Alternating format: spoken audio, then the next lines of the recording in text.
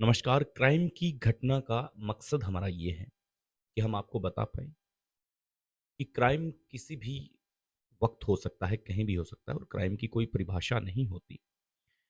Crime का तरीका अलग हो सकता है करने का, क्राइम के तरीके तौर में बदलाव हो सकता है, लेकिन जो उनका मकसद रहता है, वो मकसद केवल एक ही रहता है। लिव इन रिलेशन में रहना कोई पाप नहीं है। ये कानून भी इजाज़त देता है कि लिव इन रिलेशन में आप रह सकते हैं, आपको कोई समस्या नहीं है। लेकिन तमिलनाडु की एक ऐसी घटना जिस घटना ने पूरे देश को स्तब्ध कर दिया। यहाँ पर एक 53 वर्षीय एक व्यक्ति 40 वर्षीय महिला से प्रेम प्रसंग कर रहा है। व्यक्ति के 2 बेटे हैं। इस बात की परवाह किए बगैर वो एक दूसरे से मिलना और लगातार बातें करना इनका जारी था। एक बार व्यक्ति ने कहा महिला से कि क्या हमें एक साथ ज़िंदगी को बिताना चाहिए? क्योंकि जो उनके बीच में जो प्रेम था, वो प्रेम ऐसा था कि जिस घर में वो रह रहे हैं, वहाँ पे उनको वो चीज़ें नहीं मिल रही थी। व्यक्ति के इस प्रपोज़ल को महिला स्वीकार कर लेती है और कहती है कि ठीक है, अगर आप ऐसा सोच रहे हैं तो फिर ठीक बात है। हम दोनों जो बची-खुची ज़िंदगी है, वो दोनों साथ में बिताना चाहते हैं। अब दोनों ये डिसाइड करते हैं कि हमें जो आने वाला जो हमारा करियर है, आने वाली जो ज़िंदगी है, वो हमें एक साथ बिताना चाहिए। दोनों इस बात पर राज़ी हो जाते हैं। इसके बाद में वो वहाँ पर अपने परिवार से भी बात करते हैं कि ठीक है, 53 साल ज़िंदगी के आ चुके हैं, 40 वर्ष इस महिला के आ चुके हैं। अब हम एक साथ दोनों रहना चाह रहे हैं। परिवार की ओर से सबसे पहले तो ये कहा गया कि नहीं, आप ऐसा करेंगे तो फिर समाज के अंदर इज़्ज़त क्या होगी, समाज क्या कहेगा? इस प्रकार का आप काम ना कीजिए, लोग क्या कहेंगे? लेकिन फिर इन दोनों को विवश नहीं किया जाता है। ये दोनों आपस में एक झोंपड़ी बनाते हैं, जहाँ पे इनको कोई डिस्टर्ब ना करे, जहाँ पे इनके कोई परिवार को, इनके किसी को कोई प्रॉब्लम ना हो, वहाँ पे ये रहने लग जाते हैं। जब वो नई जगह, नए गाँव में जाते हैं, तो लोग अक्सर पूछते हैं कि आप कहाँ से आए हैं, कौन-सी जगह से आए हैं? तो वो दोनों जवाब देते हैं कि जी हम तो आधी ज़िंदगी हमारी निकल चुकी है। हम घर भी फ़ोन कर लेते हैं, बात कर लेते हैं, लेकिन हमारा दोनों का जो मान-सम्मान है, वो घर पे इतना है नहीं। इसलिए हम आगे की जो ज़िंदगी है, वो ज़िंदगी हम एक साथ बिताना चाहते हैं। इस बात से गाँव वाले भी कहते हैं चलिए ठीक बात है, आप दोनों की समझदारी है, आप दोनों खुश हैं, तो कोई समस्या नहीं है। पूरे गाँव के कोई लोग हैं, महिलाएँ हैं, उनको वो झोंपड़ी बनवाने में सहयोग करते हैं और झोंपड़ी बनाते हैं। उनकी झोंपड़ी बन कर के तैयार हो जाती है। बहुत अच्छे से वो ज़िंदगी चल रही है उनकी। कभी दिन में महिलाएँ आती हैं, पूछते हैं कि आप कैसे हो?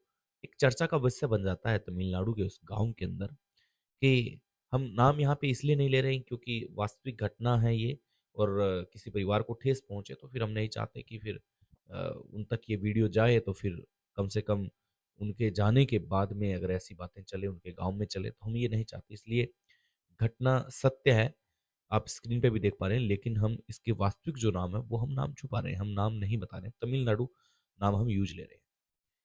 महिला कहती है उन औरतों से कि बहुत बढ़िया है, मैंने 40 साल में मैंने अपनी ज़िंदगी में बहुत कुछ किया।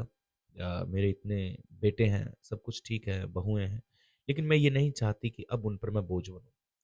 तो मेरी मुलाकात इनसे होती है। ये 53 वर्षीय है, ये भी अच्छे हैं, लेकिन इनकी जो कंडीशन है, वो कंडीशन मेरी ही तरह है।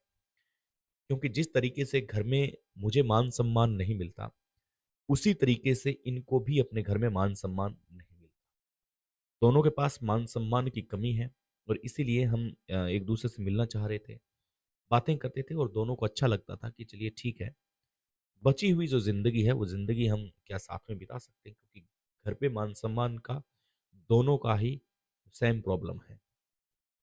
इसलिए एक दिन हम तय करते हैं और भगवान के साक्षी मान के हम कसम खाते हैं कि हम वापिस एक बार फिर से अपनी दुनिया को बसाने जा रहे हैं और इस दुनिया को बसा करके हम आगे की जो ज़िंदगी है, वो ज़िंदगी जी रहे हैं। फिर हम निर्णय लेते हैं कि क्या हमारे पास धन दौलत है, नहीं है। तो 53 साल के जो व्यक्ति हैं, वो व्यक्ति कहते हैं कि धन दौलत का क्या करना है, हमें अपनी ज़िंदगी निकालनी है। हम इतनी मज़दूरी कर सकते हैं कि एक साथ रह के हम 2 वक़्त की रोटी ज़रूर खा सकते हैं। तो झोंपड़ी बनाने का जो जुगाड़ है वो गाँव वालों ने कर दिया, बन गई। अब हमारे पास कुछ ओढ़ने के लिए कपड़े हैं और कुछ पहनने के लिए हैं, बस इससे ज़िंदगी चलती आ रही है और हम आराम से अपना सुबह किसी खेतों में चले जाते हैं मज़दूरी करने के लिए। वहाँ से जितनी भी मज़दूरी हमें मिलती है, उस मज़दूरी से हम 2 वक़्त का खाना खा लेते हैं। हमें कोई धन सर अर्जित करना, धन को बनाना, आने वाली ज़िंदगी में किसी के लिए वो हमें नहीं चाहिए क्योंकि हमने जितना किया है, उतना हम अपने घर में पीछे दे के आ चुके हैं। बहुत अच्छी बात चली थी गाँवों के अंदर, आस-पास के जो गाँव थे, वो सब कहने लगे थे कि भाई इस प्रकार की एक महिला और इस प्रकार का एक व्यक्ति आया है हमारे गाँव में, जो अपनी एक अलग ही ज़िंदगी जी रहा है, जिनको कल के भविष्य की चिंता नहीं है, बस उनको आज मज़दूरी चाहिए और जो अवेलेबल हो जाएगा वो खा लेंगे। कुछ लोग दया करके उनको एक वक़्त का खाना दे दिया करते थे, सब अच्छे से ज़िंदगी चल रही है, कोई दिक्कत नहीं है, लेकिन एक शाम वो सो रहे हैं और किसी ने सोते हुए चौफड़ी में आग लगा दी। बाहर से लॉक कर दिया, वो अपने आप को बचा कर के बाहर नहीं निकाल पाए। पूरी की पूरी चौफड़ी जल के राख हो गई। किसी के निकलने की कोई खबर नहीं मिली। जब आग की लपटें उठी तो आसपास के जो लोग थे, वो वहाँ पर पहुँचे।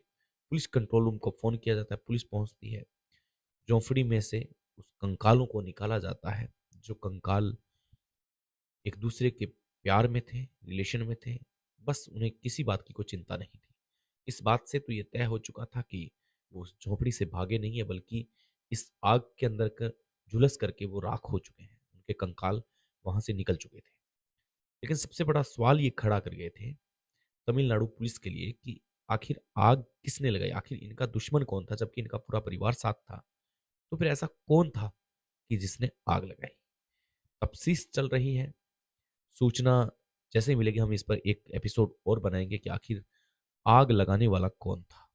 लेकिन एक प्रेम कहानी का एक इस प्रकार से दुखद अंत होगा, ये किसी ने सोचा नहीं होगा। इसलिए कहीं भी रहें, कैसे भी रहें, अपने परिवार का ख़्याल रखें। क्राइम कहीं भी, कभी भी हो सकता है।